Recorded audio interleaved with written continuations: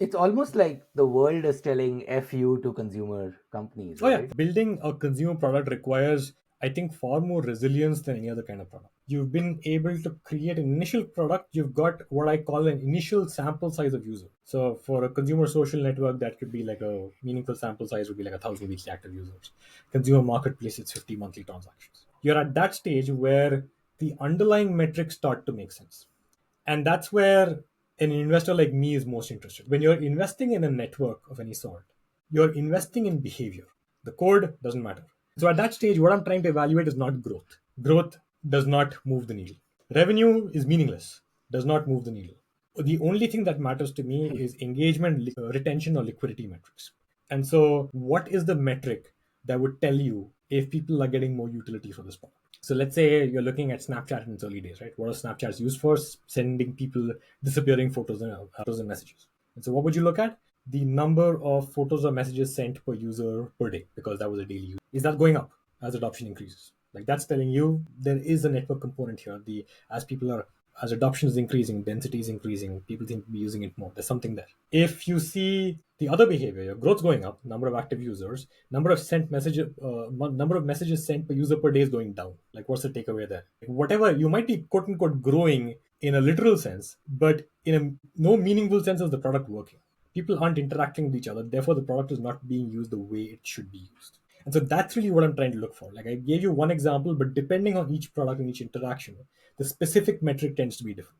And I can guarantee you that the vast majority of VCs in Europe are not looking at those. What are they looking at? Most people are looking at growth, and at seed stage, growth does not really make a difference. It does not matter.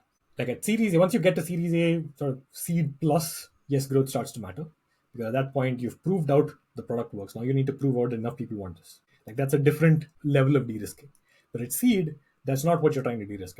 At seed, you're trying to figure out if this product has the ingredients to scale, right? So And so the metrics could be, if I were to be more specific, if it's a high frequency marketplace like an Uber, number of transactions per user, is that going up over time? If it's a low frequency marketplace like an Airbnb, the search to fill in the utilization rate, percentage of users who open the marketplace and make a purchase, is that going up? The percentage of supply that's being sold in every period, is that going up? So it's those metrics that tell you the story of whether this interaction is working. you said that most of the VCs, especially in Europe, are like they would probably rank growth higher than some of this stuff, and many of them are not even looking at it. What do you think the reason for that is? Is it because there might be generalists who've not spent enough time evaluating, so they're spread too thin, or is it that they know it but they just don't care? They're like, growth is It's the first. There's very, very few VCs who have heard of what a search to fill is. There's a handful, and the ones who've seen it probably don't know exactly how to measure it, how to use it.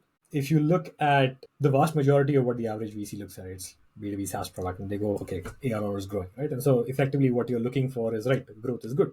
But what indicates product market fit on a B2B SaaS product, a single player B2B SaaS product, is not what indicates product market fit on a multiplayer consumer network. And I think that first principles thinking is something that is lacking on average in VC in general, and Europe in consumer investing in Europe in particular.